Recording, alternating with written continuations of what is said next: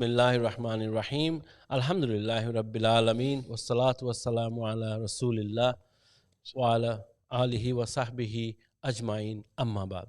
All praises to Allah subhanahu wa ta'ala, and may the greetings and salutations for our Prophet sallallahu alaihi wasallam. Brothers and sisters, welcome to the program at Britain's first mosque. The program is Ask the Imam. We have two of our great Sheikh here from Liverpool who have joined us, and you have the unique opportunity to ask the Imam what you would like to ask about the Islamic affairs, Islamic religious questions you may have. So I'm going to introduce you to our two Sheikhs here. I have on my left Sheikh Haroon Hanif, who's the Khatib of Britain's first mosque, and of course far left is Sheikh Waddah Saleh, who's the Imam of Britain's first mosque. This is our second edition today, and I apologize for starting it quite late due to technical reasons. So welcome to the show, Sheikh Haroon and Sheikh Waddah Saleh. Over to you. Over to us to do what? Sheikh Haroon, to start us off. Yeah, I'll start you off. Assalamu alaikum wa rahmatullahi wa barakatuh to everybody. Inshallah, jazakumullah khairan for joining us. And this is an opportunity. If anybody has anything that they're unsure of, they want to ask about, they're welcome to ask. Allah subhanahu wa ta'ala, He says twice in the Quran, فَاسْأَلُوا أَهْلَ الذِّكْرِ إِن كُنْتُمْ لَا تَعْلَمُونَ. Ask those of dhikr, those of remembrance, like those of Quran and Sunnah, if you don't know. And fil haqiqah, we don't make any claims that, even that our dear brother Mumin keeps them called the great Sheikhs and so on. Inshallah, we just take one or two bits of knowledge, and whatever we know we share, and whatever we don't know, then لا أدري نصف العلم. Saying I don't know is half of knowledge. And on that, I just want to mention there's a hikayah from Sayyidina Imam Malik and وَمَا أَدْرَاكَ مَنْ هُوَ. This is Mufti al-Medina, the great scholar of Medina. You know Imam Malik, he's from the greatest of all people of knowledge in the Ummah. A man travels all the way from Spain, Andalusia, comes to Medina. And in that time, the Rahalat al-Ilm, they used to travel just for questions of knowledge. So he comes to Medina. He has 40 questions from the people of Spain, of Andalusia. I think they said he's asking question after question, and Imam Malik says, La adri. I don't know. And I think he said 32 out of 40. He says, I don't know. Wow. Only 8 of them he answers. And then the man's like, I've traveled all this way from Spain, and I'm going to go all the way back. Like, what am I going to tell them? And Imam Malik, mashallah, he said, just tell them Malik says, I don't know. That's it. So, what was the reason behind it? Because he didn't know. Oh, Simple right. as. Okay. This shows you that if you don't know, you cannot get. This is Allah's ilm. Allah says you cannot put anything into words. Yeah. So inshallah, we'll try and help if we know anything. If we don't, then alhamdulillah, we just don't know. And then we have access to mashayikh or ulama that we can ask, and inshallah we'll come back and answer. Jazakumullah khair. And it's the time, because it's so many calls, so many questions all the time. They're asking questions. This is your time. We've got Sheikh Haroon on the air live with us. If you have any questions, even if it's a little doubt, Sheikh, if they want to ask about, it's better to be sure of what you're doing than to have something on your head all of you constantly. Because shaitan comes, plays in your head sometimes if you're not sure of something. Try and get you out of it, try and get you a different way. So if you have any questions, don't forget, just phone up, inshallah. And we've got our Sheikh Haroon here ready to answer your questions, inshallah. And we've got Mufti Waddah here as well. Absolutely. Well, we're missing Mufti Mink, I think. Don't be saying that. He'll be on the air listening to us. Yes, so welcome to the program Ask the Imam, brothers and sisters. The phone number to ring in is 0151 260 3986, or you can also send your messages on the Facebooks. We'll be able to share that with you. You can send your messages on my WhatsApp, which is 07949 921 692. So, but most importantly, if you are on the air, please go and subscribe the channel and press the bell button. That will remind you every time we come on the air. So whenever we are delayed by technical faults or whatever it may be, you will be notified as soon as we are on the air. So the two imams, two sheikhs are waiting to answer your calls, to answer your queries. Please call in as soon as you can. Jazakumullah khair. So, Sheikh, shall we start with something nice, Nasheed, or Ya Nabi? Salawat. Oh, you want to do salawat? Salawat. Let's just do salawat. This is Friday. This is the blessed day of Jummah. MashaAllah. So we should start with. أكثروا من الصلاة والسلام عليه. اللهم صل على Nabi سيدنا Sallallahu told us, send as much praise and peace upon me on the Friday. Yes. So inshallah, Bismillah, shall we go for it? Bismillah. You were singing something, shall we start with that? Start with that. بلغ العلا بكماله كشف الدجى بجماله حسنت جميع خصاله صلوا عليه وآله Ya نبي سلام عليك يا رسول سلام عليك يا حبيب سلام عليك صلوات الله عليك يا نبي سلام عليك يا رسول سلام عليك يا حبيب سلام عليك صلوات الله عليك نكست أصنام شرك وبنا الشرك تصدع ودنا وقت الهداية برسول الله وحمى الكفر تزعزع يا نبي سلام عليك يا رسول سلام عليك يا حبيب سلام عليك صلوات الله عليك اللهم صل على MashaAllah, سيدنا محمد. اللهم صل MashaAllah. على سيدنا محمد. Brothers, please do call in. The lines are open now, so you can call in and ask the Sheikh any questions that you would like to ask. We are waiting. The Sheikhs are waiting to answer your call, so please do call in. Tell them we'll keep on singing until they call. Yeah, absolutely. We'll go. Maybe we should go on to another nasheed. So every Friday we will be on the air at 1:40 p.m. If we don't have any technical problems, inshallah, we probably won't. So every Friday, Ask the Imam is the program that we will have. You will have a unique opportunity to be able to ask some of the questions that you are unsure of. And this is a beautiful platform where we can't meet face to face. And in many cases, most people don't get to see the Sheikh or the Imam. They're too busy with the rest of the congregation. Here is the opportunity for you to ask the Imam, and you can see him online. You can hear from him direct. It's an opportunity. He's a friendliest Sheikh I've come across. MashaAllah, Sheikh he's Haroon. definitely. So you can ask any questions, a call? Just There's a question. We have a question, Sheikh Haroon. So would you like to take that? It is to you as well. Assalamu alaikum, bismillah. Sheikh Sab. Well, Sheikh Saab could be any one of the three. Yes. But sorry, first of all, just to mention Can Dr. we read- Hamid. Dr. Hamid, you sent me a link, Sheikh Hatton Hanif. So I've been sending on to Sheikh Hatton, and somebody just said, when did Ricky Hatton become a Sheikh? it's boxing out. That's great. Send him Nice the one for that, correct Sheikh link. Hatton, yeah. طيب, Bismillah. So, Mr. Fun with Ali, he says, can we read Quran and ask Allah to grant the reward to a deceased? What's your take on Quran, Khani or Khatam? Could you suggest the best thing to do to help someone who's passed away? The general practice of the Muslims has been that you can recite Quran and ask Allah subhanahu wa ta'ala to give the reward of that to the deceased. And even though there's some who object to that, the concept of Isal al-Thawab, of giving the reward of any types of deeds, is confirmed from the Sunnah. And Nabi Sallallahu Alaihi Wasallam spoke about giving sadaqah on behalf of your deceased, about performing hajj on behalf of the deceased. And the general Imams of Sunnah do not restrict it to just sadaqah and hajj. So any act of goodness that you can do it for yourself and ask Allah subhanahu wa ta'ala to gift the reward. So yes, definitely we can read Quran and ask Allah subhanahu wa ta'ala to grant the reward to the deceased. And Ibn al-Qayyim al-Jawziyah, rahimahullah ta'ala, he has a kitab al-Ruh, where he goes into a lot of detail on this. And those generally object to this, they follow Ibn al-Qayyim al-Jawziyah. And in his book, Kitab al-Ruh, he brings many daleen many proofs that support it. So it's not a bid'ah, it's not a wrong practice, it's completely acceptable practice.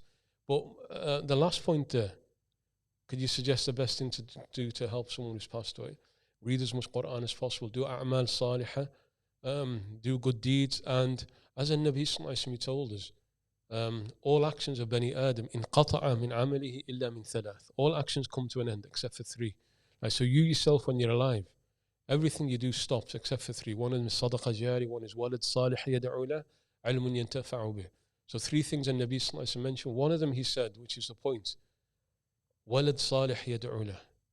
Right, make dua for your parents at all time. Every single salah.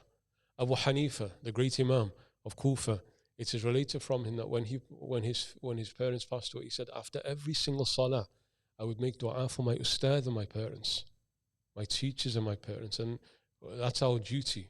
Everyone who's learned something, or you've learned something from, like Sayyidina Ali radhiyallahu anhu said, "Ana abdu man allamani mas'ala." I'm a slave to somebody. I'm a slave to somebody who's taught me even one thing. And I'm in his service. I'm in his servitude. Ana abdu man allamani mas'ala. So we're indebted to our teachers, and first and foremost, we're indebted to our parents. So after every single salah, Allahumma ghfir li walidayya wa liman allamani wa liman ta'allama minni. Allah forgive my parents and those who taught me and those who've learned from me. That's the best thing you can ever do. Wallahu a'lam. Thanks so much. Again, brothers, the lines are open. So it's the program, they've changed the title now. It says, Ask the Sheikh. So ask the Sheikh, ask the Imam, same thing. Now, please do call in. The studio line is... Hassan Jamil, I know he's in Istanbul at the moment. In Istanbul, mashallah. Salam to brother Hassan Jamil from Istanbul, from Britain's first mosque. I told him not to come back. Stay there, don't come back. He's from Manchester, worst place to go back to is Manchester. Right. Great. Again, so you are on air here at Britain's first mosque with the program titled Ask the Imam, Ask the Sheikh.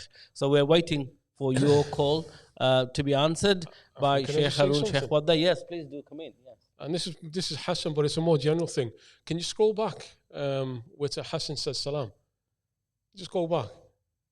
I've got an issue with this, and he knows this because I've told him this enough times. Slam. What's slam? Slamu. Slamu, yeah, exactly. Like, تحية مباركة من عند الله. يعني السلام عليكم. We should honor the salams because it's from Allah subhanahu wa ta'ala. It's not even an Arabic greeting. It's a greeting of Islam min indillah. Within the Quran itself, subhanallah. And as an Arab, you say sabah al khair, masa al khair. That's like good morning, good evening. Right, This is from Islam. This is from Allah. So don't be saying salams. And Hassan knows that because they always have an issue with them. But it's so common. People like abbreviate salams, and salam is a dua. May the peace of Allah be upon you. It's a dua. It's something special. So people, please say assalamu alaikum wa rahmatullah. Don't mean slams or assalamu alaikum. Salam in the door. Yeah, we do it. Assalamu alaikum. Assalamu alaikum. Assalamu alaikum. Assalamu alaikum. Yeah. No, you're right. Salams. It's not an Everton hat, by the way. I don't know why it's coming through as blue. It's green. No, on the screen it comes up as blue. The screen we are wearing, maybe the original screen is showing it the original color, I suppose. I hope my hat doesn't turn out to be blue either. Or it's red, by the way. So we are okay with the LFC. Red always stays red, doesn't it? One of the brothers sent through, mashallah, and said the sound system's a lot better this time. Mashallah, yes. We have invested heavily on the sound system, so the quality of sound is good. We noticed that yesterday. Thanks to Dr. Hamid and his son Hamza Hamid for doing the production here. Behind the scenes, brothers and sisters, we have two dedicated father and son production going on a voluntary basis, helping out the masjid. So please make dua for him and the family. As you know, just to say while we're waiting for a call, do interrupt me, Sheikh, anytime you need to come in. I'll just say, as you know, Liverpool has been chosen as the pilot for doing the COVID-19 mass testing. So brothers and sisters, many of our brothers and sisters who don't know that it's happening, but I am telling you now, it is happening, and it's nearing ending probably by next week. So please go to your nearest test center, COVID test center, and get yours and your family's test done. It's completely free.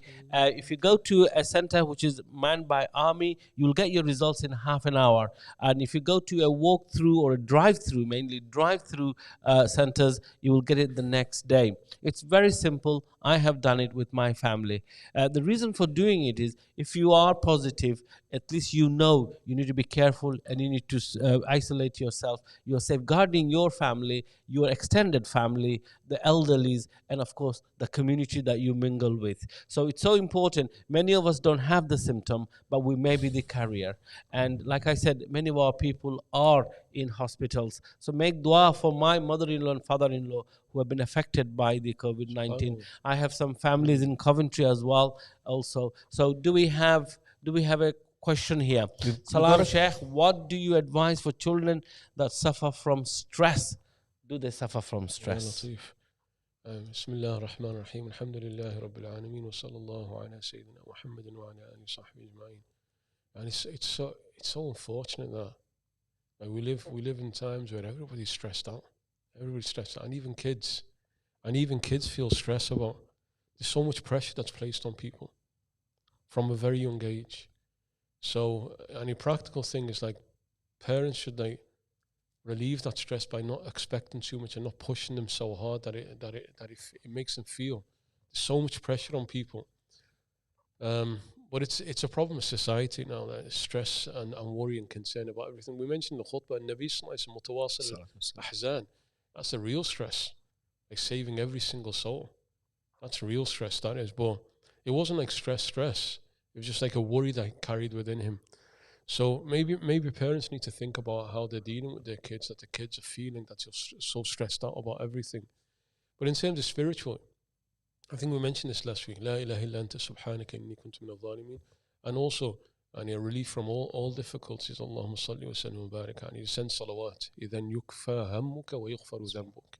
The one who just keeps on doing salawat, send the prayers on Nabi sallallahu alaihi wasallam. He said, your ham, your stress, your worries, your concern will be taken care of, and your sins will be forgiven. And it's a beautiful thing. Teach your children to mention the name of Muhammad from a very young age. Like, get that attachment. We mentioned in the khutbah today, ما إن مدحت محمدا بمقالتي ولكن مدحت مقالتي بمحمد. Allah. This is Sha'ir al-Nabi, Hassan ibn Sahabi says that, I never praised Muhammad by my words, but my words were praised by Muhammad. So purify and طيب كلامك.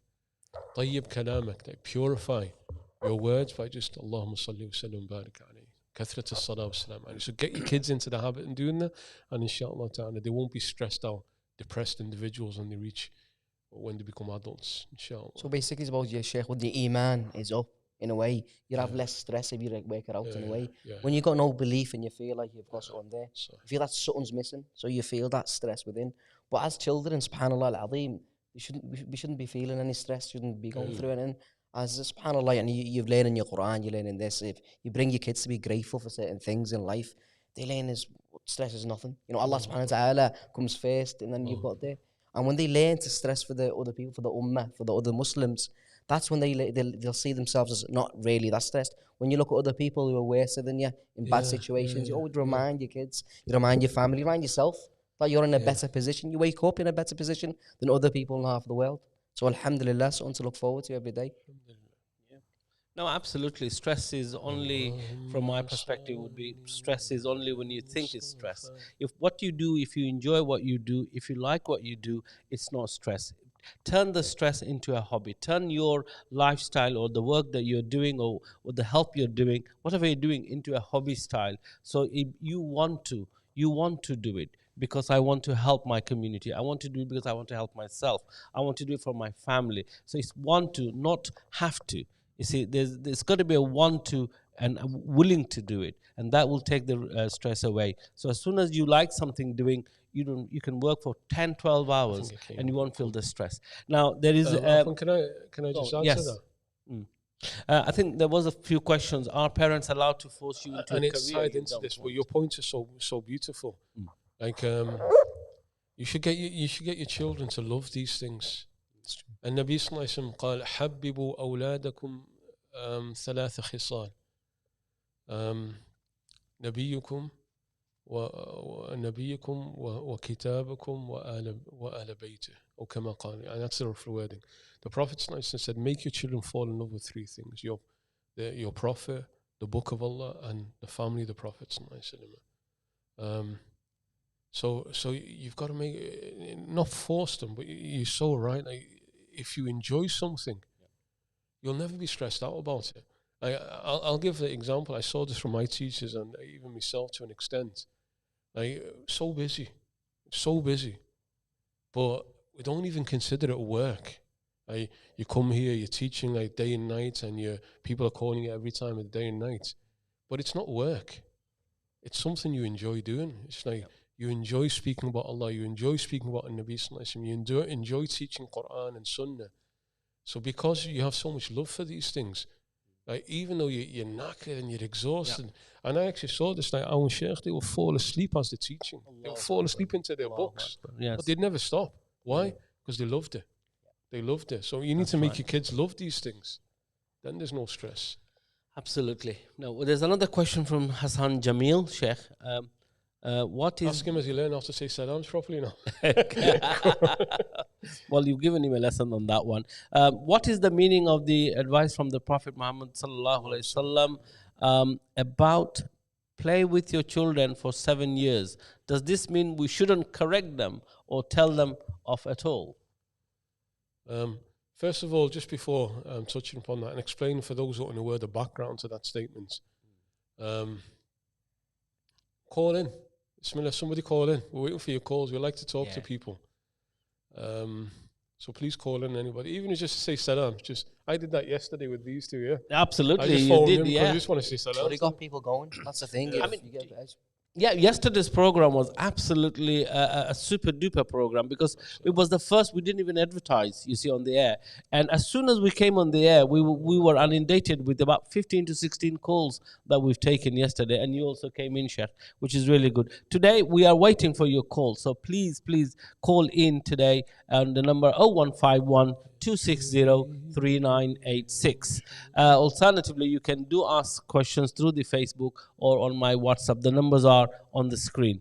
So, Sheikh Haroon, shall we start with one more? So just to give some background to that question. Yes. Play with your children. And some say this is from the Nabi Sallallahu Alaihi Wasallam, some mention this is from Sayyidina Ali. So whether it's hadith marfu' or mawquf, there's some discussion around that. But the meaning is absolutely sound. So it is said 3 things in terms of how you raise your children. Play with your children for 7 years. Then teach them, educate them. عَلِّمُوهُمْ لِسَبْعٍ. And then befriend them. So Nabi Sallallahu Alaihi Wasallam or Sayyidina Ali are giving us a sequence of how to be with our children. Like when they're little toddlers, like 2, 3-year-old, 4, 5-year-old, you shouldn't be battering them and smacking them and forcing them. Like, you're in salah, they're climbing on your back. Alhamdulillah. Like I have like mooses like 5 years old. They're waiting for me to go to sujood to climb on my shoulders. It's beautiful. But alhamdulillah, like let them. Alhamdulillah, let them do that. You got a call? Bismillah. We'll come back to this. Take the call, Sheikh. I hope it's not a prank call because a few students said they're going to prank me. Okay. Assalamu alaikum. Wa alaikum salam, Sheikh. Oh, this is Thaqib from Leeds, mashallah. Thaqib from Okay, Leeds. I told First you. call from Recognize Leeds. them. Thaqib, don't be. There's no prank call, is it? It's not a prank call. كيف Not a الحال? prank He's studying call. Arabic, mashallah. A couple of months, he's already good. كيف الحال? Alhamdulillah, كيف أنتم؟ الحمد لله. هذا صديقي الشيخ وضاح. هذا تلميذ جديد. هو يسافر من ليدز إلى ليفربول مرتين في الأسبوع. يتكلم اللغة العربية جيدة جدا ما شاء الله. ما شاء الله. أهلا. ما شاء الله. ما هو سؤالك؟ Sheikh, question. What advice would you give to a household who has no sort of connection to the Quran or Salah, or how would you introduce that, to the parents, to the children, teenagers that are living within? That's a beautiful question. Mm-hmm. Such an important question. Just for those who may not have heard it clearly, how would you introduce into your household things like Quran and Sunnah and Nabi Sallallahu Alaihi Wasallam with your parents who may not have raised you on that, and also for the kids who are teenagers and so on. And always the first thing, and mashallah, Thaqib, jazakallahu khairan. Allah subhanahu wa ta'ala told us, قُوا أَنفُسَكُمْ وَأَهْلِيكُمْ نَارًا. Always think about those around you. Yourself, but first yourself. قُوا أَنفُسَكُمْ وَأَهْلِيكُمْ نَارًا. Save yourself and save your kids your family, your wife, all of them. Your duty is not just yourself. It's not just that you sit in the corner in your bedroom and you're reading the Quran and you're reading books of knowledge while you're ignoring your kids and your wife and so on. They have a haqq upon you. They have a right upon you. And Imam al-Haddad, rahimahullah ta'ala, he mentioned that Yawm al-Qiyamah, that the wife and the kids that you neglected, they will stand in front of Allah and they'll call you out. He never taught me, he never guided me, he never instructed me. وَأْمُرْ أَهْلَكَ بِالصَّلَاةِ. It begins with yourself, أنفسكم. Instill within yourself a love of Quran. Habituate yourself, have set times in the day where you're sat there reading Quran, reading Sunnah, learning, reading some book of knowledge, you're doing some dhikr in the house. And then once you've instilled that within yourself, now you pull your wife. And you get your wife to sit there with you. And even though she's busy with the kids and so on, وَأْمُرْ أَهْلَكَ. You're ordered, Allah ordered you, instruct your wife, your family, and your kids. And it's not about beating them. It's not about beating them. But you're the man. You're responsible. You have a responsibility. So introduce it into yourself and then instruct them. Tell them that at this time we sit down, we read Quran. At this time we sit down, we read salawat. At this time we sit down, we discuss. We speak about it. Have times in the day when in your home, the home becomes baytun min buyutillah. It becomes Bayt Quran. It becomes, there's hadith, I forget the exact wording of it, a house in which the Quran is read. The light of Quran shines up into the heavens, and the malaika, and the malaika, they recognize buyut al-mu'mineen because of nur al-Quran. And when the angels are flying around, they recognize as houses of the believers because of the Quran.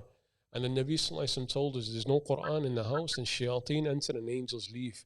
So introduce it, instill it within yourself, and then start pulling them together. Even though they may not want to, pull them, get them doing it. Wallahu a'lam. SubhanAllah, Sheikh, like you said, you mentioned the ayah, وَأْمُرْ أَهْلَكَ بِالصَّلَاةِ. Then after the amr, there's sabr, there's patience. SubhanAllah al-Azim. And then Jazakumullah khair, brother from Leeds. If you are still...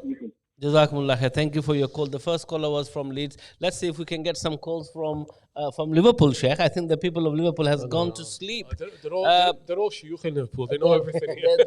Sheikh, on one point here that we haven't mentioned, just to stop you there, we haven't mentioned, there's a question, and the question, I don't think it was really understood. It was about children picking their careers. And, you're looking into children, you're looking at the most ability, and you're helping through that. He's asking, is the saying here about rida? Like some parents will say, there's no rida from me if you don't do that thing that I want. So what's your advice towards that, Sheikh? Parents have a responsibility to raise their kids, but they should not be like jabbar upon their kids. Like when your kids are younger, you have a duty to try and shape them, try and guide them, try and help them. I think we have a call. Take the call, Sheikh Waddah. Hello, assalamu alaikum, caller. Yeah, we still. Hello, assalamu alaikum, caller. Oh, wa alaikum assalam wa rahmatullahi wa barakatuh. Who am I speaking to? Sorry. My name's Aisha. I've been one of Sheikh Haroon's students. MashaAllah. We'll pass it on to Sheikh Haroon then, mashallah. Okay, we'll pass you over to Sheikh Haroon. Yes. Assalamu alaikum, Sheikh. I had a question.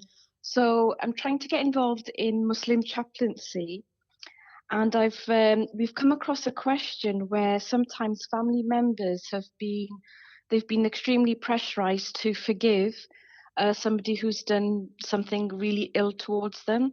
So, for example, in this particular case, a woman who was abused as a child by a very close relative is being extremely pressurized by her parents to forgive that individual who did what he did during her childhood, but she's finding it difficult to forgive.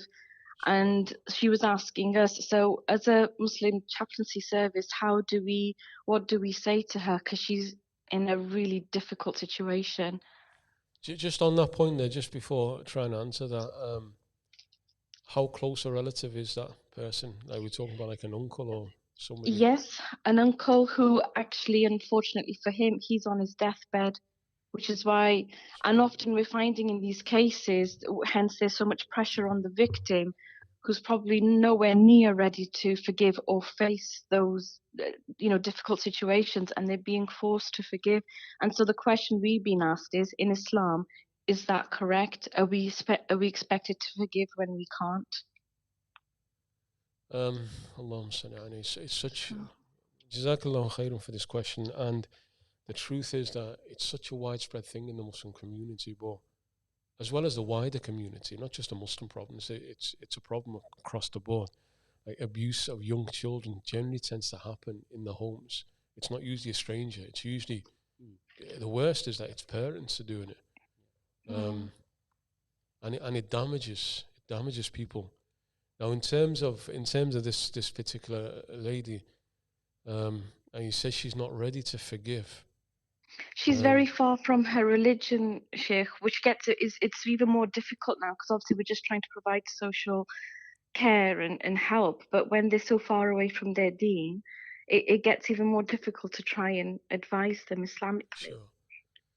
Sure. And as an answer, Islamically, the mazloom, there's the one who's been wronged, there's no legal obligation you must forgive. There's no legal obligation. However, the consequences to that person, zulm is the worst thing that a person can ever do. So Yawm al-Qiyamah, the zalim will suffer severely. And so that's why the highest standard is to try and encourage that person to forgive, because the consequence of that's going to be so severe with Allah subhanahu wa ta'ala. So she's not like legally obliged. She's not sinful if she doesn't forgive, but he's going to suffer so much. And just to mention here an example, perhaps that you can mention to her, Abu Bakr, Sayyida Aisha, Qissat al-Ifk, she was slandered by munafiqeen, hypocrites. And Sayyidina Abu Bakr as-Siddiq swore an oath that he will never support financially his cousin, his family member who was involved in the lie against his daughter, Sayyida Aisha. Allah subhanahu wa ta'ala told him to break his oath. And then he told him one of the most powerful messages in the Quran, وَلَا يَأْتَلِ أُولُو الْفَضْلِ مِنْكُمْ وَالسَّعَةِ أَنْ يُؤْتُوا أُولُو الْقُرْبَى وَالْمَسَاكِينَ وَالْمُهَاجِرِينَ فِي سَبِيلِ اللَّهِ. And this is a poor family member of hers who involved in a lie against his daughter. That's the ultimate zulm, slander, accusing a woman of committing zina. And this is al-Mu'mineen, Zawjat al-Nabi sallallahu alayhi wa sallam. And slander itself is like 80 lashes in Sharia. So it's one of the worst crimes a person can do. But what does Allah tell Abu Bakr as-Siddiq? وَلْيَعْفُوا وَلْيَصْفَحُوا أَلَا تُحِبُّونَ أَنْ يَغْفِرَ اللَّهُ لَكُمْ. Such a part. This is somebody who's mazloom, being wronged. Allah says they should forgive and they should overlook. Don't you want Allah to forgive you? Don't you want? So there's no legal obligation. You can't pressure, and the family can't pressure because she has to cope with this and deal with this, and she's clearly damaged by it.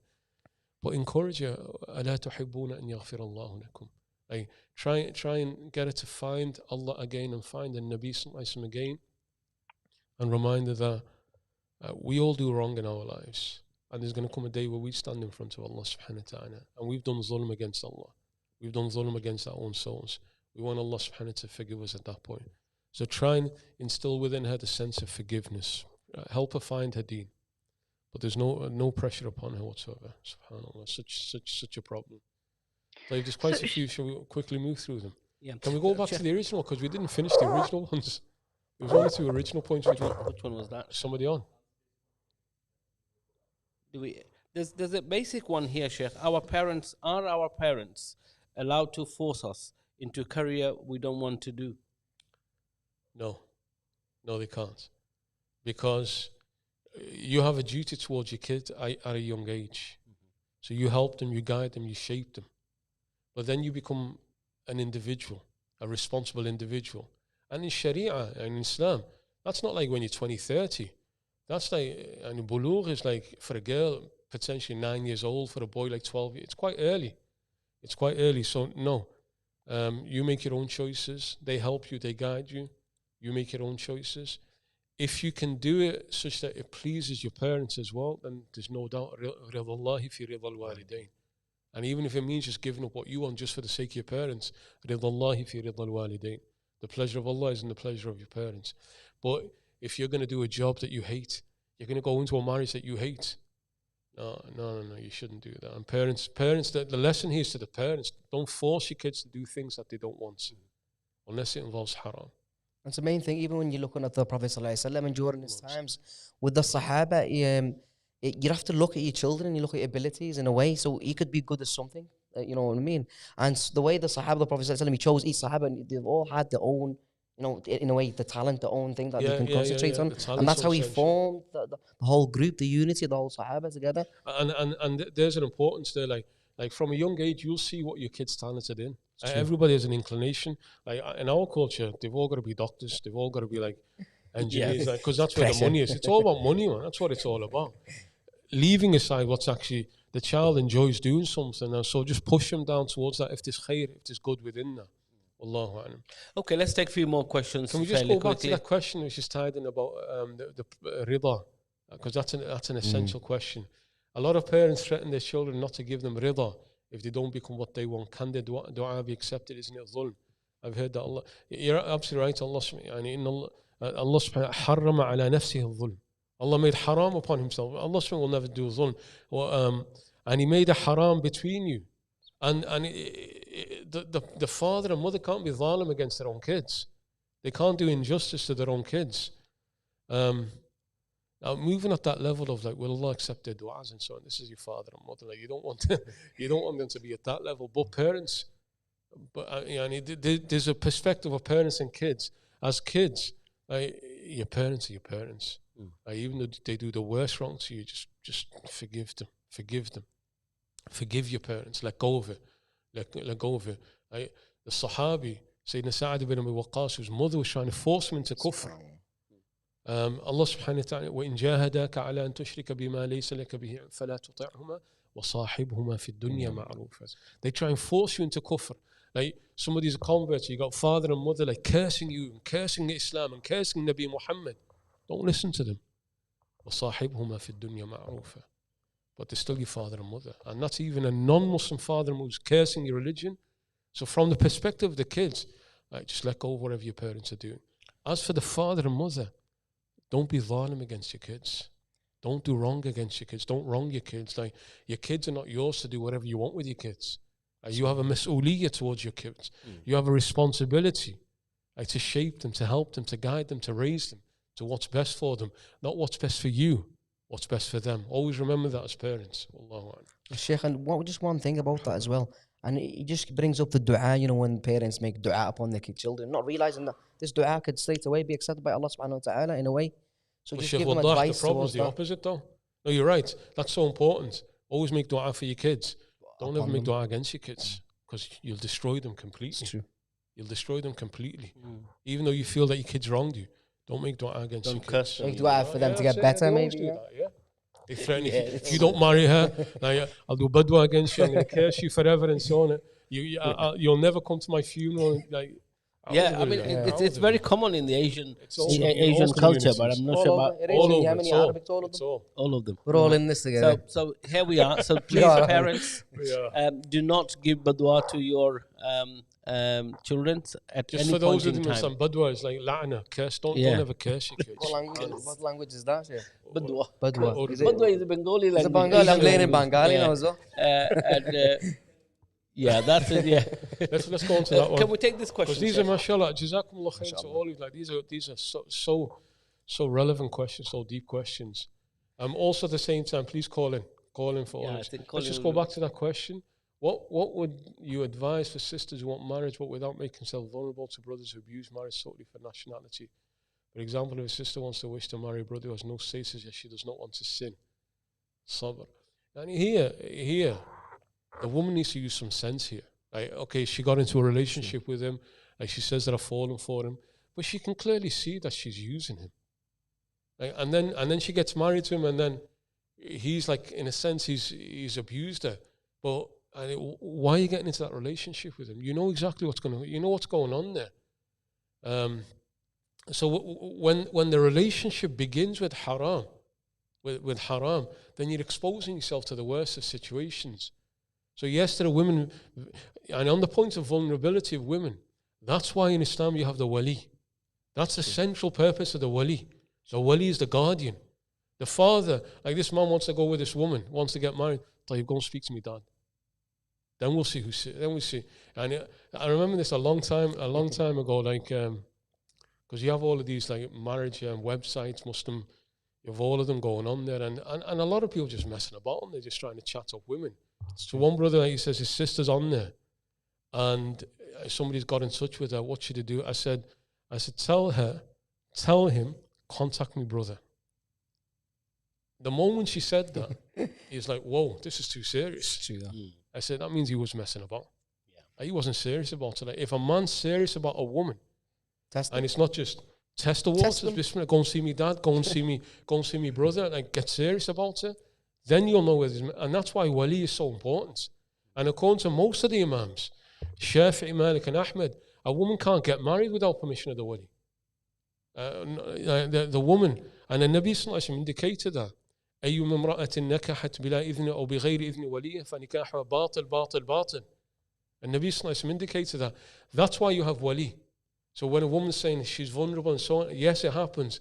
Bismillah, now involve. Wali in this sense, mean guardian. The guardian, yeah, the father, and like women may not have a guardian.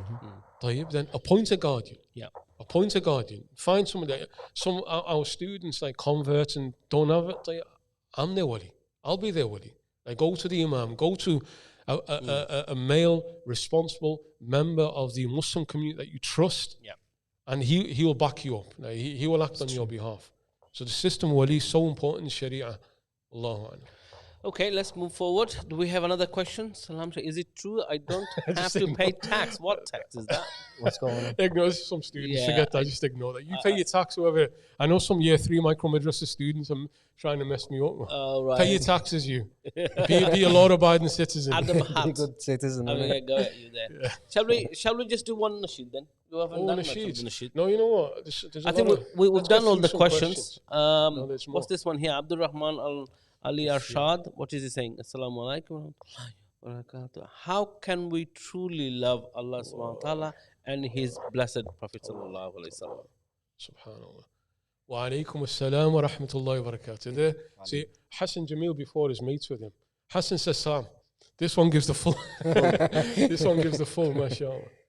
Love of Allah and love of His Messenger, Allah. That's the goal. That's the goal. Mahabbatullahi wa Rasul. Tayyib. You cannot love something unless you know what He's done for you. Otherwise, and it's understand what Allah's done for you. Reflect over His ni'am upon you. Understand what a Nabi sallallahu alaihi wasallam has done for you. Reflect upon His ni'am upon you. Think about the favors of Allah to you. So much. Think about the favors of Nabi sallallahu alaihi wasallam to you. You will only increase. Imam al-Haddad, he says that.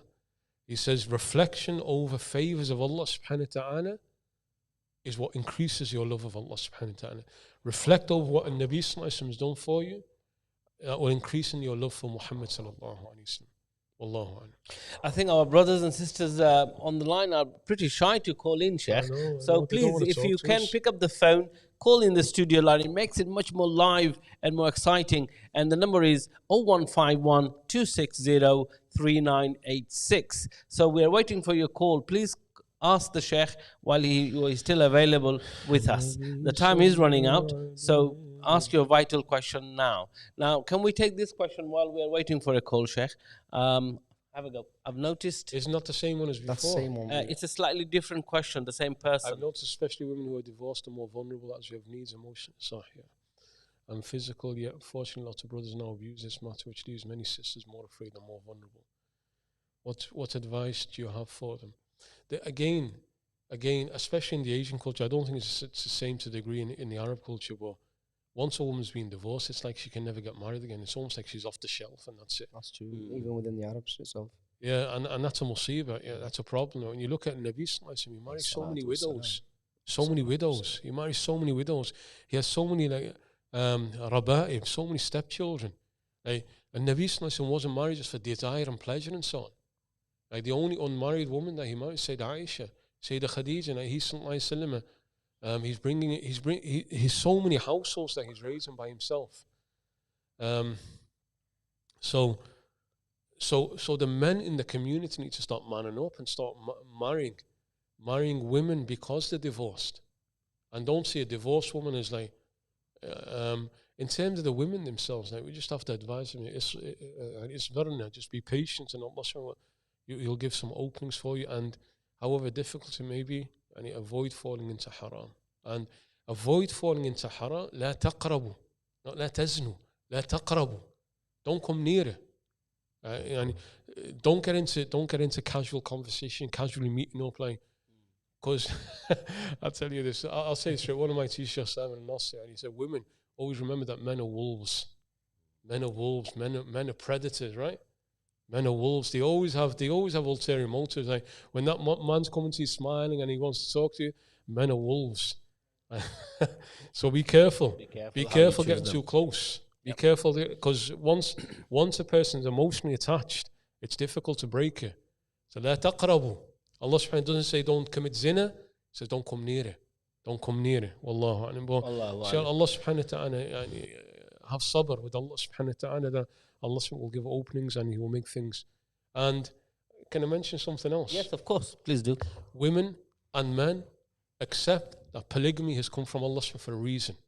There's a reason. And when a woman is being divorced, says, no, I'm not going to accept being a second wife and so on. Polygamy is there for a reason. So we need to start changing our mindsets and start accepting again why Allah subhanahu wa ta'ala allowed for multiple marriages. And this is one of the reasons. So for men, be ready to take a second wife. And for women, be ready to be a second wife. But the man shouldn't do zulm against the second wife. Mm-hmm. Shouldn't do zulm. And Nabi Sallallahu Alaihi Wasallam, he said, a man who marries two and he does zulm against one of his wives will be resurrected on the day with half his body paralyzed. So, and he divorced women, be ready to be a second wife. But the man who takes a second wife, don't be zalim. Don't be zalim. Wallahu a'lam. We've got Sheikh Muhammad, our beloved Sheikh Muhammad al-Ghurbani. He's commented as well. That's right, yes. Say mashallah. We had him in the first day of Taraweeh. I know. He used to do the khutbah here, didn't he? He was the first one. He done the first khutbah. I think the first couple. Yes, he did. Yes, he did. Sheikh Ghurbani led the first Taraweeh in 2014. Jazakumullah khairan, Sheikh Ghurbani. Also, I think he's in Qatar at the moment. You can ask him to give you a ring and read a bit of Sheikh Ghurbani, Sheikh Ghurbani, you'll have to give us a call and into the studio 0151 260 3986. We have got a message from there. This is fantastic. Is there a way of getting notification about this live question and answer? I'm from London, by the way. Yes, ZD have the message that you do have. Please go to our AQS Media YouTube channel, subscribe the channel, press the bell button, and as soon as you press the bell button, every time we come on the air, you will be notified of our programs. Just to let them know. Yes. Just to let them know. As long as the lockdown's going on, we'll be doing this every week after Jummah. Yes, that's right. As long as the lockdown is going on, we will be after Jummah, about 1:40, give and take. But if you press the bell button, it will notify you as soon as we come on the air, inshallah. So please, now we also have, don't forget, next Thursday, every Thursday at 6 p.m., we have the Muslim Got Talent show, where children under the age of 16 will be able to showcase their talents in various categories, whatever they may have. They can ring in and give us their talents over the phone. So it's Quranic recitations, may it be, whether it's nasheed, poetry, art, calligraphy, you name it, any talent that you have, please encourage your child to ring in. We have some special gifts to give away as well. We have got packs ready here to give it to the participants. And of course, the winning family will have a special ticket to tour around England's first mosque and have a 3-course dinner with the trustees and civic guests as well at the end. With Sheikh Haroon as well, inshallah. Of course, Sheikh Haroon is the civic guest. Can I just make a really sad announcement? Yes, please do. I've just received a message. Right. Mohammed Saleh has been tested positive. Oh, which means he's out for a couple of Leicester, weeks. isn't he? Leicester next He's out now. Yeah, Rob. Yes, this is the whole defense has been decimated. No, I'm not talking about that. I'm talking about Liverpool. You're talking about COVID. I'm talking about Liverpool. The defense has been taken out. Now the forwards are getting taken out as well. So all of us make dua for Mohammed Salah. May Allah give him shifa. Yashfi ajilan. May Allah give him shifa from this COVID. I mean, he's only been tested. Don't forget, he is a fighter, so hopefully he'll come out. He's not playing for a couple of games. He's not playing for 2 weeks. All right, we've got Jota now. Yeah, we Jota the new. Go and ask your son, Ayan Jota. He's quality, you. All right, I will. Sheikh Sadiq, mashallah. Yes, Sheikh Sadiq, thank you very much for... Sheikh Sadiq, why don't you call in and do a recitation for us? Yeah, I think we should ask Mane to call in. We should call him ourselves. I think so. No, give him a ring. actually, get Mohammed Salah and Sadio Mane to phone in. Yeah. Why not? Okay, there's another question from Ali Chowdhury is, can you sell fake clothing if the person buying knows it's fake? If they know they're These buying are all fake. students from madrasa and they're trying to shop. Clothes Okay. are clothes, aren't they, at the end of the day? They're trying to be a good businessman here or a fake businessman here. As long as it's not illegal, and as far as I know, it's not illegal. I can't talk to Sadiq. You can tell Sheikh Haroon's pushing them the right way, mashallah. Assalamu alaikum, Sheikh Sadiq. Let's go back to that question. So, in principle, yes, it's allowed because you're selling goods, and as long as the person buying knows it's not the real thing, then you're not selling it. Then you're not cheating him. Yeah. So then in principle it's allowed. But I don't know this, but also just make sure it's not illegal and make sure you don't get caught. That's the only other thing to consider. But in principle it's allowed because you're not cheating him. That's it. Wailun lil mutaffifin. Be careful that when you're buying and selling stuff that you don't cheat people and doing that. Because Allah subhanahu condemned that. And you're reminded, like all businessmen who are buying and selling stuff, يوم يقوم لرب العالمين ألا يظن أولئك أنهم مبعوثون ليوم عظيم يوم يقوم الناس لرب العالمين. Allah subhanahu warns people who cheat when they're selling that you're going to have to stand in front of Allah subhanahu wa ta'ala. طيب إن شاء الله. What's Sheikh Sadiq saying there? Sheikh Sadiq is He says giving Sheikh Urbani, he's in Misr, he's in Egypt. He's in Egypt He's now, in Egypt. huh? Right, maybe he's in Egypt now. Yeah. Last time I knew he was in Qatar. Qatar he was, yeah. No, that's great. Thank you, Sheikh Sadiq, for giving us your du'as. Du'as, I keep calling du'as. Yeah. He's always watching Sheikh Sadiq. He's always commenting and everything. Yes, we do, mashallah. he's very much clued up, you know. I think he has pressed the bell button. That's what you have to do, brothers and sisters. You have to press the bell button on the AQS Media YouTube channel. That will remind you that we are on the air. Now, let me just remind you, as the lockdown is enforced on us, we will have number of online program for you. So like we have asked the Sheikh, there will be a program soon, Ask the Doctors. Yeah, so ask the doctor about any sort of problem you may have, or you might want to know more information about health related. There will be nutritional program. There will be live program with karate with Imam Waddah Saleh coming soon. So Sheikh Waddah is going to do a live demonstration of the karate sessions. We are hoping sometime next week. So if you stay tuned with us, there'll be a number of programs that we are going to be doing for you, inshallah. So do we have another question? Sheikh Gurbani have replied. Go on, Sheikh Waddah, if you can read that. I can't see that. Okay, unfortunately, I will not be able to deal with you now, but I am really happy and impressed by the extent of the tremendous progress and development in the performance of this great blessed mosque. He's referring to the Abdullah Kulli Masjid. Thank you very much for these huge efforts that you have been making since the mosque inauguration until now. My dua for you for more success, inshallah. Takbir. Allahu Akbar. Jazakumullah Shaykh Gurbani, a very holy person, a very noble person from my knowledge, and a beautiful reciter. He's from the people of the Quran. Nabi Sallallahu Alaihi Wasallam said, Ahlul Quran, Ahlullahi wa khassatuh. The people of Allah from people of Quran, you're right. But it's beautiful that Sheikh Urbani, when he's seeing the mosque in its first state, that's why he sees a difference now. And he's thinking, you've got a next door building as well. So he's thinking, what's happening now since I've left? That's right, yes. Inshallah. Inshallah, I mean, he was the first one to introduce the suhoor and the iftar in the masjid as a continuous program, which we did do. Now, we have a question here, Sheikh. Are student loans haram? As in the UK, there's interest in them.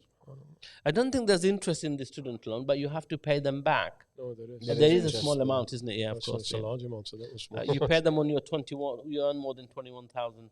Yeah. Go on then. Subhanallah. So difficult for people because the only way to get into education now is taking loans. Back when I was at uni, you used to actually get a grant for going to university. It's totally changed now. Allahu a'lam. My personal view is that it's not allowed. It's not allowed. So people should look at alternatives.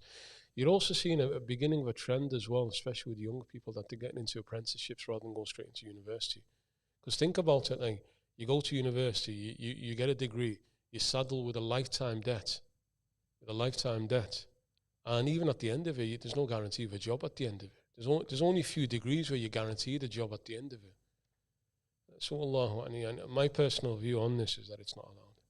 Wallahu a'lam. So look at Right. alternatives. Yeah, inshallah. There's a message from Mike Adams saying, watching in Kent and enjoying your company and wisdom.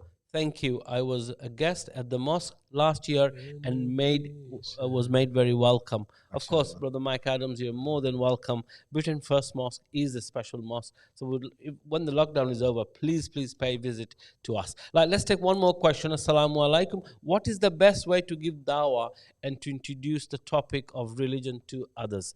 A quick answer to that, and then I want to go to another question, which is about mortgage related. So, Sheikh, what would the answer to this one be? What's the best way to give dawah and to introduce the topic of religion to others? The way that Allah subhanahu wa ta'ala said it. وَدْعُوا إِلَى سَبِيلِ رَبِّكَ بِالْحِكْمَةِ وَالْمَوْعِظَةِ الْحَسَنَةِ. Be wise, wisdom, use wisdom. And wisdom هو وضع الشيء في محله. It's not about always saying what's right, it's about saying the right thing at the right time. So that person, if you just go headlong into that person, you say to him, this is Sharia does this, and you chop off the hands, and hijab is fard and so on. No, that's not where that person's at. You want to expose that person, and you want to get a discussion, even if they're talking about something else. You want to bring it back to Allah Muhammad sallallahu alaihi wasallam. My personal view: whenever you're doing da'wah to somebody, speak to them about Nabi sallallahu alaihi wasallam, because he's a da'i akbar. He's the greatest of all. You're not calling them, and Nabi sallallahu alaihi wasallam is calling them. And in order, ultimately, you're speaking to people about Islam so that they accept Islam. There's no la ilaha illallah without Muhammad Rasulullah. You can convince them about one God, they still have to believe in Muhammad sallallahu alaihi wasallam. Whereas if you convince them about Muhammad sallallahu alaihi wasallam, then automatically they believe in Allah subhanahu wa ta'ala. So speak to them about Nabi sallallahu alaihi wasallam, because when you learn about him, like his life and so on, it's such a beautiful story. So share that with them, and then they'll get to know Allah and Muhammad. It's a very beautiful answer. Can we Hamza, can we go to that question about the ask about mortgage? Sheikh Sada, can you read that? Can you Sheikh Waddah? I can't see that. Okay. Salam, is it okay to take out a mortgage to buy a second property because your parents want you to invest for the future? Why do we stand with paying interest? Again. Similar. And let me just say something on that. Right, because we live in a country where interest is the absolute norm, and to get anywhere, you have to deal with interest. The last verses that were ever revealed to Nabi sallallahu alaihi wasallam, the very last verses that were revealed to him sallallahu alaihi wasallam were. Sheikh, can I interrupt and let's take a call? Would you like to take the call? Assalamu alaikum. Wa alaikum assalam. Marhaba. Wa rahmatullahi wa barakatuh. Sheikh Muhammad Didi. Yes. كيف الحال محمد؟ الحمد لله إن شاء الله. نسيت العربية أو you haven't forgotten it all, have you? أنا أحاول أن أدرس. ما شاء الله. ما شاء الله, very impressed with your Arabic. Still got it, mashallah. Muhammad Didi, mashallah, he has so much love for Quran and for Arabic, so much love for it, mashallah. He is a man of wisdom. He's a pious person. If you want me to make it live on the air to say, I've never come across as a humble person as Sheikh, as Dr. Didi is, and I've known him for the last 4 years or so. So welcome to the Ask the Sheikh, Dr. Didi. What is your question to Sheikh Haroon and Sheikh Waddah? MashaAllah. Jazakallah khairan. You're too kind to me. Assalamu alaikum wa rahmatullahi wa barakatuh. Just wanted to ask 2 questions, if I may. One is it more preferred to do your sunnah salat at home rather than in the masjid? Was that a sunnah of Rasulullah sallallahu alaihi wasallam to do the sunnah salat at home rather than in the masjid? That's the first question. Yeah, and the second, please. The second, a friend of mine asked me to ask a reliable sheikh if it is permissible to recite Quran in sujood, in fard salat or sunnat salat. In sujood. In sujood. Reciting Quran or reciting dua from the Quran? My personal view was she could recite dua from Quran, but the question she asked was Quran, not dua. Jazakallah khairan. طيب, in answer to first, alhamdulillah, Jazakallah khairan. So just to repeat the first question: is it better to read your Sunnah and Nawafil at home or in the masjid? And as you mentioned, I remember the hadith, and I'll read the hadith out to you. Sahabi رضي الله عنه said, سألت رسول الله صلى الله عليه وسلم عن الصلاة في بيتي والصلاة في المسجد. So we'll give the answer from the Prophet صلى الله عليه وسلم. A Sahabi asked the Prophet صلى الله عليه وسلم about praying at home and praying in the masjid. And Nabi صلى الله عليه وسلم, he said, and this is about sunan, nafil. قال قد ترى ما أقرب بيتي من المسجد فلأن أصلي في بيتي أحب إلي من أن أصلي في المسجد إلا أن تكون الصلاة مكتوبة. So the same question that you're asking is asked to the Prophet, and he said, you can see how close my homes are to the masjid. And he meaning his homes are attached to the masjid. He steps out of the masjid, he's in his house. He said, you can see how close my homes to the masjid, but he said, yet to pray in my home is more beloved to me than to pray in the masjid. He has the ability to pray in the masjid, sunnah and nafil, but he said, I still prefer to pray at home. إلا أن تكون الصلاة مكتوبة, unless it's the fard prayer. The fard prayer is in the masjid. So yeah, so as long as when you get back home you do pray, because you can pray your fard in the masjid and you go back home and you get distracted and you get busy with something else, then pray it in the masjid. But if you know you're going to go back home and you pray in the masjid, it is the ajr is more in praying your sunnah and nafil at home than it is in the masjid. That's the important thing. That's the And important you liven thing. up your house in a way. You don't leave it as a dead Jazakallah house for the khair. shayateen to go in and out. Jazakallah khair. Exactly what Sheikh Waddah mentioned, and Nabi Sallallahu Alaihi Wasallam said that. He said, and nawwiru buyutakum, like bring light into your homes and don't make your homes like maqabir, like cemeteries. Yeah. In fact, while I was on, my wife just sent me a question because they're at a janazah. Is it okay to pray Asr prayer in the graveyard? And the Asr is that no, you don't pray Salah in the graveyard. However, Fard prayer, as long as you're away from the graves, you are allowed to pray. But the Prophet said, don't make your homes like graveyards, because you don't go to the graveyard to pray your Salah. But the homes you should be praying. The second question, again, answer from the Nabi Sallallahu Alaihi Wasallam. He said, Nuhitu an aqra al-Qur'ana raki'an wa sajidan. And Nabi Sallallahu Alaihi Wasallam said, I was forbidden from reading the Qur'an whilst in ruku' and in sujood. So khalas. And here the ulama said, when he said nuhitu, I was forbidden, meaning that if I can't do it, then nobody can do it. If I can't do it, and he's a Nabi, then nobody can do it. So your friend who's saying, can I read Qur'an? And if it's qira'at al-Qur'an, like I want to start reciting, la. Nabi Sallallahu Alaihi Wasallam said, I was forbidden. If it's dua min al-Qur'an, then yes you can.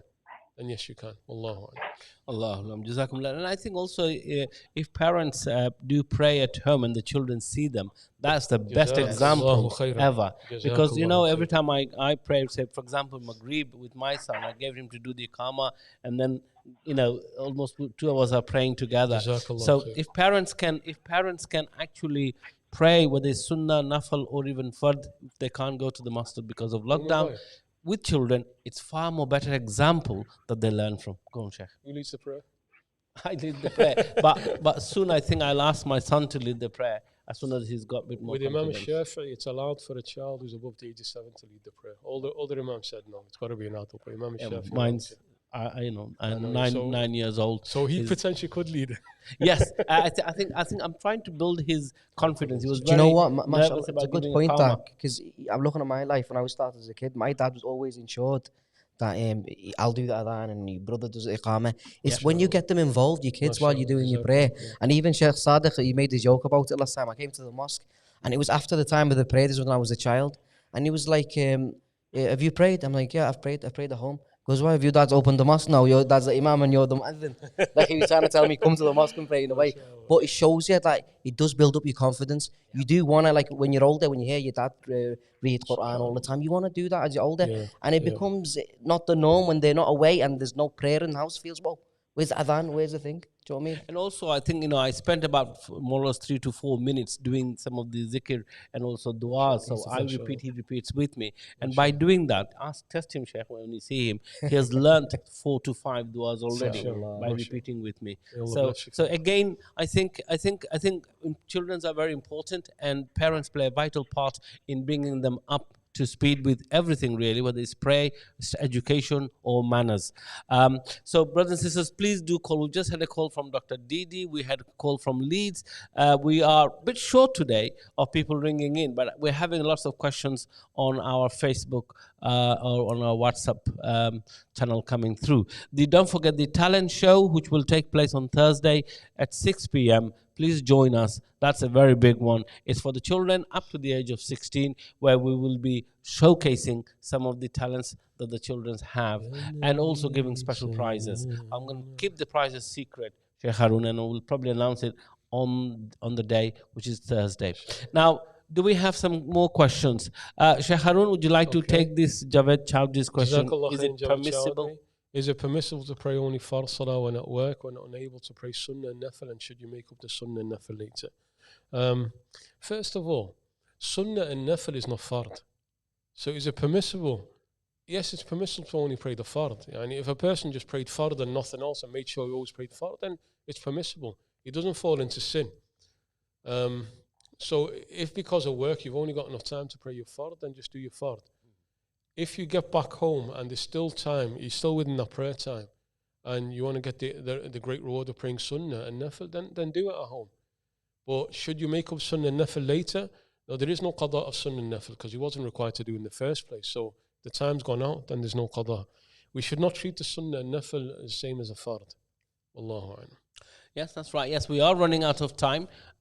We got about 5 minutes before we say goodbye to this program. It has been a very intriguing program today, hasn't it? We had lots of questions. There's some very deep questions early on. I was going to say that myself. Alhamdulillah. I think since the time is running, let's just have. I'm really dying to have a nasheed with you, Sheikh. So let's do one now. Well, our participants can actually listen to that. Let's have one of your melodious. But it won't be one that I don't think it's one that you. No, we'll go along with it, or we just do. We'll blend it. We'll try and keep up with you. Or do you want to do طلع البدر? No, go on then. Let's do that. طلع البدر. Just 1 second. 1 second. Yeah. Everybody at home join in. Oh yes, of course. Everybody at home join in. Even in the studio. Everybody. All our production team this join is in. Yawm al-Jum'ah. It's the day of the Nabi Sallallahu Alaihi Wasallam. We're all going to go for it now. So everybody at home start singing. Can you all join in as well? Yeah. طلع البدر علينا من ثنيات الوداع وجب الشكر علينا ما دعا لله داع أيها المبعوث فينا جئت بالأمر المطاع جئت شرفت المدينة مرحبا يا خير داع أنت شمس أنت بدر أنت نور فوق نوري أنت إكسير وغاني أنت مصباح الصدور طلع البدر علينا من ثنيات الوداع وجب الشكر علينا ما دعا لله داع اللهم صل وسلم ما شاء الله ما شاء الله. Are we done now? Yes, I think we are done now. So just quickly again, brothers and sisters, thank you so much. Jazakumullah khair for participating on a blessed day of Friday here with Sheikh Haroon and Sheikh Waddah Saleh on the program of Ask the Imam or Ask the Sheikh. We will be back with the same program every Friday, inshallah, from 1:40 onwards. If nothing goes wrong with the technical sides. But please stay tuned with us. Go to our channel, AQS Media, subscribe the channel, press the bell button, and you will be notified of our program. The next one that's going to come up is next Thursday, which is the talent show, Muslims Got Talent show for children from the age of, say, 3 till up to 16 years old, and it will be a number of categories. Any talent that you may have, your child may have, please encourage them to come forward. It's a great way to build their confidence and also to give them the high self-esteem that they probably are not aware of. And of course, there will be other programs on not this Sunday, a week on Sunday. We will have a program on nutritional health as well by a doctor. We will have a Ask the Doctor show. We'll also have a business and enterprise show, as well as many other shows that we are going to do while we are on the lockdown. So please stay tuned with AQS Media, with Britain's first mosque. If you get opportunities, please donate what you can to the masjid's bank accounts. It's on our website, www.abdullahkulyam.org. The most important thing is to stay with us, learn with us, and be part of us. Inshallah, we'd like to say wa alaikum assalam and all the best to everyone at home. So, final word from you, Sheikh. Jazakumullah khair for all of you for attending, and inshallah, particularly this session, ask the Imam or ask the Sheikh. We'll be back here next Friday in Jum'ah. And just as a piece of advice to everybody, to myself and to everybody, Jazakumullah khair for attending, but please attend these programs. And in the time that we're back now at home, where our freedom's a lot more limited, it's a time that we have a chance to reconnect with Allah subhanahu wa ta'ala, because now the dunya has been taken away from us. We can't just go out and behave as normal. So when that's taken away from us, find Allah subhanahu wa ta'ala. Whoever finds Allah subhanahu wa ta'ala has found everything. So I know Sheikh Waddah mentioned this, like, bring Quran into your home, bring Salah into your home, bring dhikr into your home, bring dua into your home. Like, make your children, make your family, make them fall in love with the Quran and the Sunnah of the Nabi sallallahu alaihi wasallam. Allah subhanahu forced us back into homes. We can't even come into the masjid to pray our normal prayers, so that we can find Allah subhanahu within our homes. Make our homes buyut iman. Make our homes like an oasis of faith in the time of darkness and confusion that's around us. An oasis of faith, and an advice, and this is like permanent advice I always give, and ittisal bi ahl al-ilm. Always be connected to the people of knowledge. They are our guides in the time of darkness. Sayyidina Ali radiallahu anhu, yani abiyat, a poem, he said, "Mal fakhru illa li ahli al-ilmi, innahum ala al-huda liman istahda adilla'u, wa qadru kulli imri'in ma kana yuhsinu, والجاهلون لأهل العلم أعداء ففز بعلم تعش حيا به أبدا الناس موتى وأهل العلم أحياء." يعني keep that connection. The fakhr, the real greatness is for people of Quran, people of ilm, people of salah. Always be connected to them, because they are the guides for those who seek guidance. And so when things are so dark and confusing and people don't know where to walk and where to turn in life, we have it. Like al-kanz al-azim. There's no greater treasure that we have. And Nabi sallallahu alaihi wasallam, he said, I left behind and kitabullahi wa sunnati. We have it. We have the greatest of all light, the greatest of all treasure. So let that light shine into the homes, shine into your homes. Take it, keep that connection to people of knowledge. And just the last thing, and apologies. Sure, no, please. No, that's beautiful. Please carry on. The last thing, and people who carry knowledge are of different levels. The real people of knowledge are those who affect a change within you. Those who bring about a change within you. That's the real people of knowledge. And they're the ones, when you see them, I hold firm onto them and never let go of them. Never let go of them. Like, they're not people who arrogantly brag about, like, I'm a sheikh, I'm a alim, I'm a wali min awliya. Or they're not bragging about themselves. They just want you to be a better person. They just want you to fall in love with the Quran. They just want you to fall in love with the Nabi Muhammad sallallahu alaihi wasallam. And so that's a sign of somebody that you should take from. Like, drink. Ishrab, sharab ahl safa. Drink from the drink that those people of purity have taken from, which is a drink of Quran and Sunnah. Like, they make you love the Quran, they make you love the Sunnah of the Nabi sallallahu alaihi wasallam. They make you love the fact that you're Muslim, the greatest of all honor that we have. And Afmin, sorry about that, just waffling on a bit there, but just stay connected. I think great words of wisdom from Sheikh Haroon here. We're really happy to have you with us here in Liverpool, and also on the show as well. MashaAllah, Jazakallah khair, Sheikh Haroon. It's a nice opportunity It's like growing up, we didn't find anyone to ask. They weren't like social media and that. We had questions that were stuck in our heads for 3-4 years Yep, going absolutely. with no one to ask. We felt ashamed to go to a sheikh thinking he might pie it off and tell you, oh, well, why are you asking that? You know what I mean? That's exactly the same thing. But now you've got an online program that you can watch. You can listen to other people. You can phone in, and if you're even shy, you can just drop a message with the question, and Sheikh will answer it straight away. So Jazakallah khair, Sheikh Haroon, mashallah. Wisdom, inshallah. الحمد لله رب العالمين اللهم صل وسلم وبارك على سيدنا محمد وعلى آله وصحبه أجمعين ربنا آتنا في الدنيا حسنة وفي الآخرة حسنة وقنا عذاب النار ربنا لا تزغ قلوبنا بعد إذ هديتنا وهب لنا من لدنك رحمة إنك أنت الوهاب ربنا تقبل منا إنك أنت السميع العليم وتب علينا إنك أنت التواب الرحيم صلى الله على سيدنا محمد وعلى آله وصحبه أجمعين وجزاكم الله خير إن شاء الله. We look forward to seeing you all on the next shows, inshallah. Inshallah, we will see you again, brothers and sisters. Please stay tuned with AQS Media. And also, like I said, please subscribe the channel, press the bell button. That will actually remind you when we come on the air. So it's been great to have everyone. Thank you, everyone, for your contributions, for your good wishes. And we learn a lot. Like Sheikh Waddah said, when I was growing up, almost like 40 years ago, here in Britain, when I came to England, we didn't have these sort of facilities. Even when you went to the Imam to ask, okay, we'll do it another day, it was always another day. So we really we're fortunate that we have the media, we have the sources under our fingertips to attain the knowledge. So again, alhamdulillah, things have changed.